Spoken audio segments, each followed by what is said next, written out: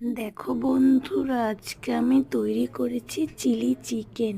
চিকেনটাকে আমি প্রথমে ম্যারিনেট করে রেখে দিয়েছি কর্নফ্লাওয়ার, গোলমরিচের গুঁড়ো, ডিম, রিফাইন্ড তেল দিয়ে। তারপর আমি চিকেনগুলোকে ভালো করে ভেজে নিয়েছি এবং পাশে যে গ্রেভিটা করে রাখতে হয় কর্নফ্লাওয়ার দিয়ে, সোয়া সস, চিলি সস আর টমেটো কেচাপ, সেটা আমি করে রেখেছি। এরপরে আমি দেখো কড়াইতে ক্যাপসিকাম আর পেঁয়াজটা ভালো করে ভেজে, এরপর আমি ভাজতে ভাজতে তারপরে জল দিয়ে আর গ্রেভিটা দিয়ে দিয়েছি। তারপরে দেখো এটা কিছুক্ষণ পর আমি দেখাচ্ছি কি সুন্দর একটা কালারটাও এসছে। একদম নর্মালভাবে করেছি, কিছুক্ষণ রেস্টে রেখে দিয়েছি। এরপরে আমি তোমাদের দেখাবো, শুধু দেখো কি সুন্দর টেস্ট হয়েছে। কারা এইভাবে করে নর্মালভাবে করো।